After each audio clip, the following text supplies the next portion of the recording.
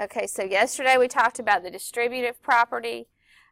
You should go all the way back to page 83. You should have the properties foldable on 83. If I did not look at that and grade it yesterday, then you have a 0 in the grade book. You need to get that done, and you need to get that caught up. And then we talked about the distributive property yesterday. Today we're going to talk about factoring, which is directly related to the distributive property. So we've got the distributive property there on 87. We're going to have factoring. Now, you are going to cut this purple paper. You're going to cut these lines off the side. Leave the top there, but cut along these lines here, here, and here.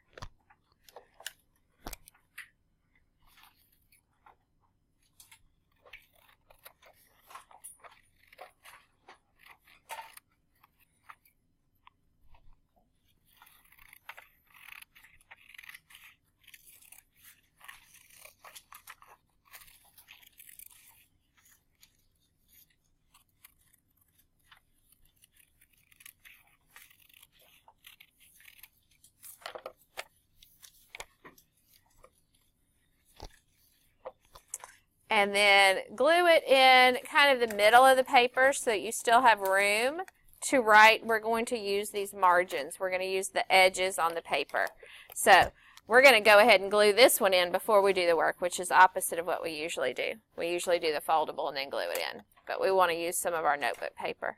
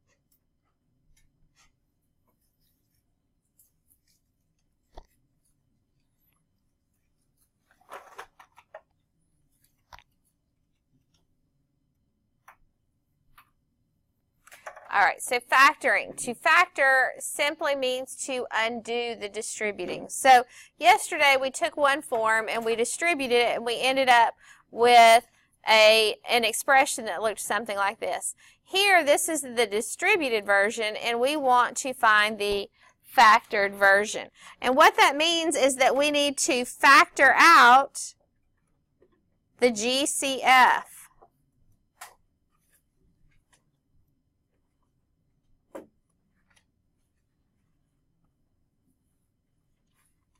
Factor out the GCF. And what is GCF? Greatest common factor. Factor out the GCF. This is why we worked so hard on finding the GCF at the beginning of the year. So, a lot of times you can pick out the greatest common factor just by looking at it. Sometimes you may have to go back and do a factor tree because sometimes you get a factor but it's not necessarily the greatest common factor. I think this first one is fairly easy. What is the greatest common factor of 15 and 10? 5. The greatest common factor of 15 and 10 is 5. So that means I need to factor out a 5. That means in front of my parentheses, I've taken a 5 away from both of these. I've factored it out. I've divided them both by 5. So 5 times what is 15x? 5 times what is 15x? 5 times 5 is 15. What do you think, Brianna? 3. So 5 times 3x is 15x. So if I were to distribute that, 5 times 3x is 15x. You have a subtraction sign there, so you move that over there. Now 5 times what is 10? 2. 5 times 2 is 10. So this is the distributed version. This is the factored version. Those are the same numbers. So if I were to work backwards, 5 times 3x is 15x. This is minus 10. 5 times 2 is subtract 10. Those mean the same thing. Do you see how those mean the same thing? Okay.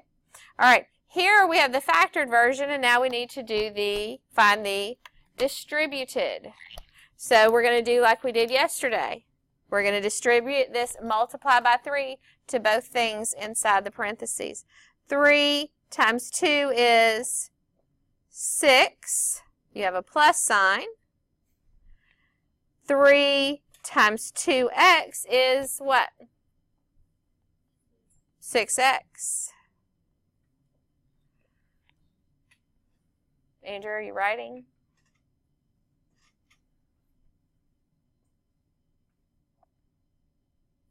All right, this is the distributed version, and now we need to find the factored version. So what am I going to factor out of 4x and 8? What do they have in common? What's the greatest common factor? So 2 is a factor of both 4 and 8, but is it the biggest factor of both 4 and 8? 4 is going to be our GCF. We're going to factor out a 4. So when we factor out a 4, that means we put it in front of the parentheses. We factor out a 4. So 4 times what is 4x? Brianna? 1x. So we don't write the 1, we just write the x, because that literally means 1x. So 4 times x is 4x. Then I have the plus sign.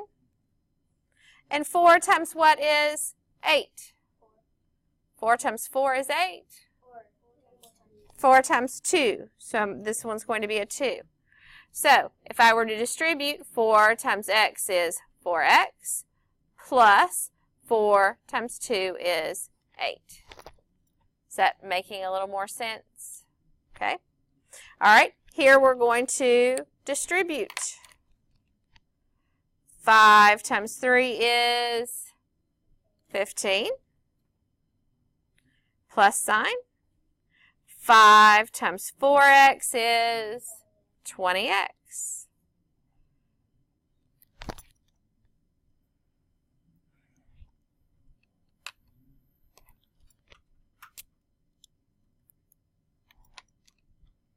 All right, let's think about the greatest common factor for 8 and 16x. What's the greatest common factor of 8 and 16? So I know 2 is a factor of both of them, but that's not the biggest. 4 is a factor of both of them. Is that the biggest? Nope. The biggest is 8. The greatest common factor of both of them is 8. So we want to factor out an 8. So factor out the 8 means put it in front of the parentheses. 8 times whatever's in there. So 8 times what is 8? 1. So this is going to be a 1 plus. And 8 times what is 16x? 2x. You can't forget the x. 2x. 8 times 1 is 8 plus 8 times 2x is 16x. All right, last one. This is the factored. We need to distribute. 7 times 2x is 14x. Minus sign. 7 times 5 is 35.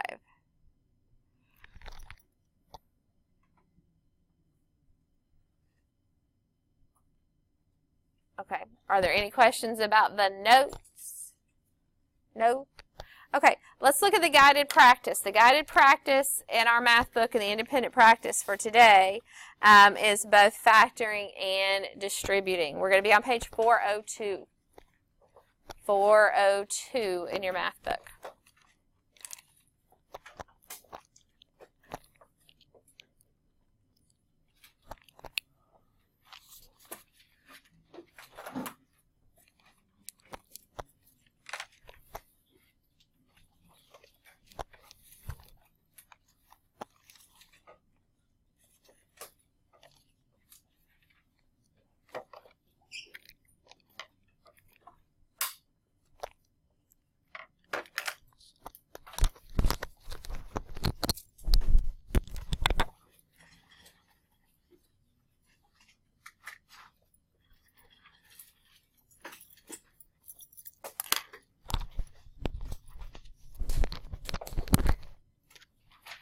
All right, so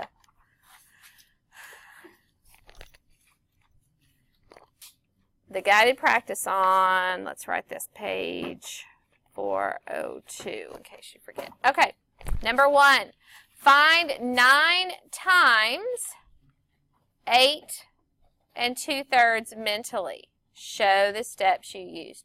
So I could break this apart a little bit, and I could do the 9 times the 8 first, right? So what would 9 times 8 be? 72. And to that, then I can do 9 times 2/3. What is 2/3 of 9? So if I have 9, here's 1/3, here's 2/3. So Maddox is right. 9 times 2/3 is 6. And 72 plus 6 is 78. So although we were writing, we still found it mentally. So this was kind of factoring and distributing, is breaking it apart and doing some math. 9 times 8 is 72, and then I said 2/3 of, because multiplying means of, so 2/3 of 9, and I used the commutative property to change the order. I broke 9 up, and I found 2/3. Questions? All right. Use the distributive property to rewrite each algebraic expression. So try number 2. Try to use the distributive property to distribute the multiplying 3 by both terms. Give that a try on your paper.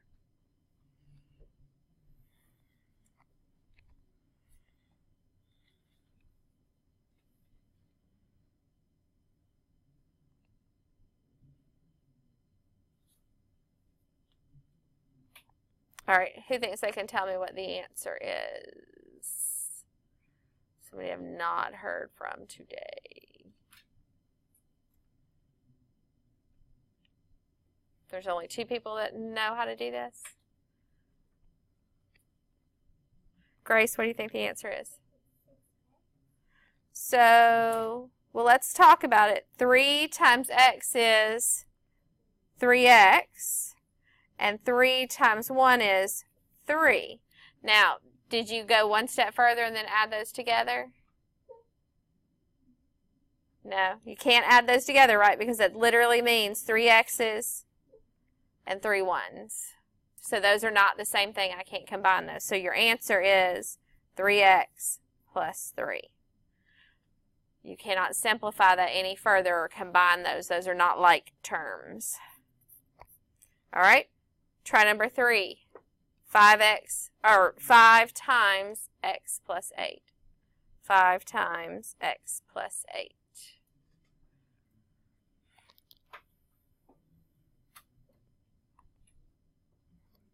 Let's see. Let me find my popsicle sticks so I can call on someone.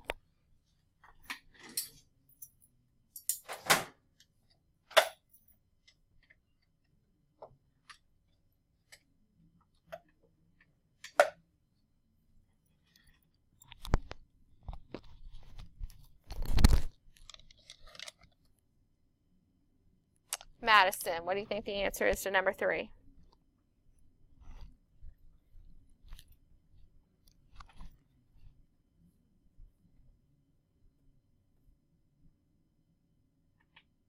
So, did you say 5 times x?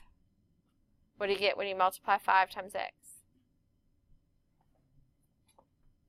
5 x's. 5x plus 5 times 8 is 5 times 8? 40. 5x plus 40 is your answer. 5x plus 40. Try number 4.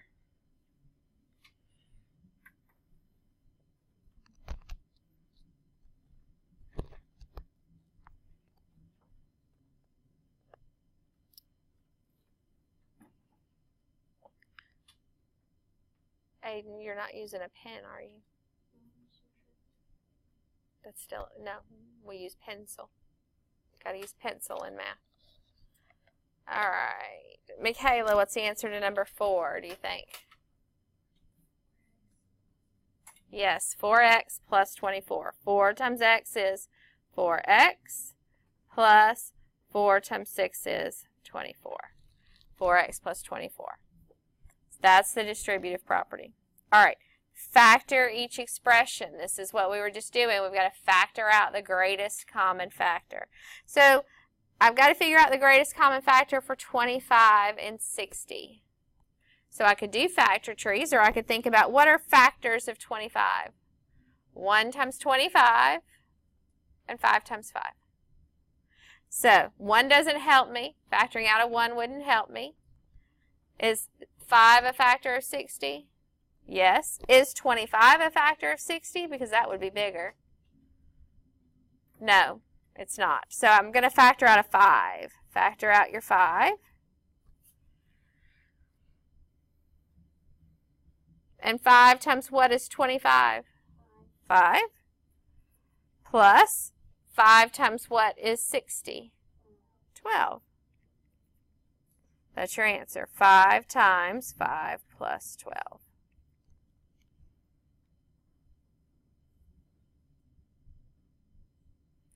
All right, let's factor out a number. Let's factor 4x plus 40. What's the greatest common factor for 4x and 40?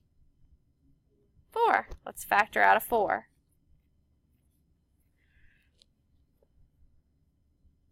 4 times what is 4x?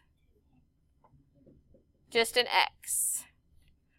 4 times x is 4x. If you had a 1x, that's the same thing.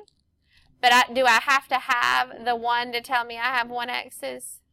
Do I have to have this coefficient 1 to know that's 1x?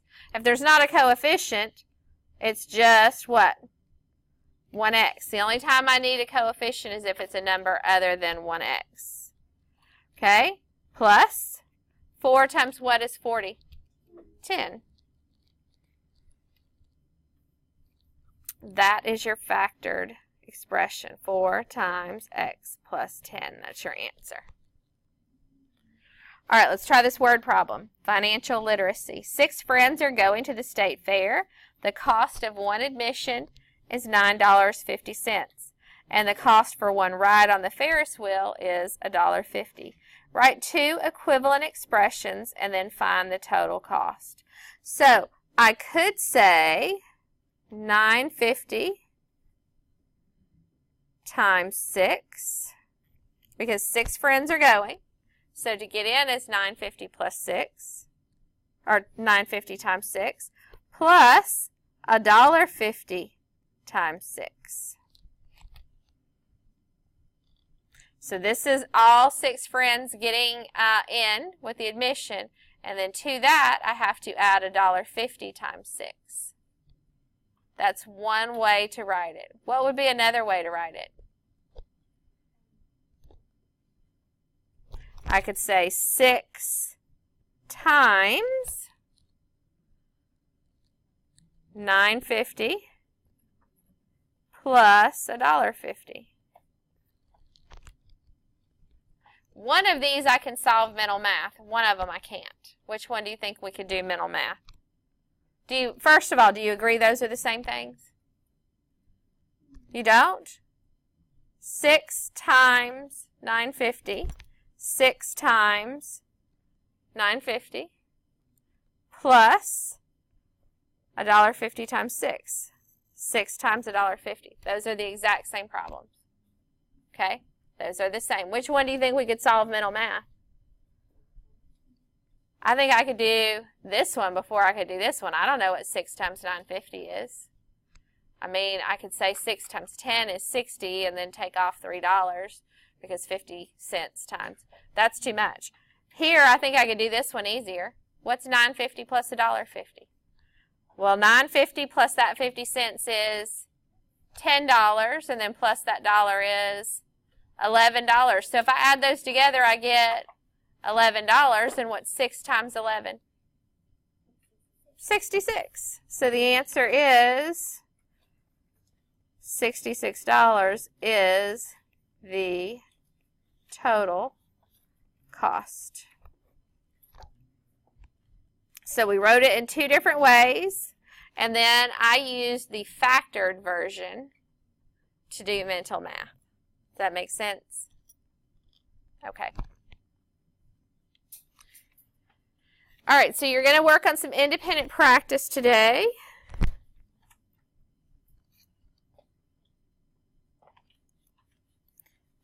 Let's take a look. Independent practice. I want you to work on problems 1 through 6. 1 through 6 first. And then when you get done with those 6, I want you to bring it to me and show me. And then you can keep going. So 1 through 6. And then show me. And then once you have those right, you can keep going. Okay? We may or may not have this for homework tonight.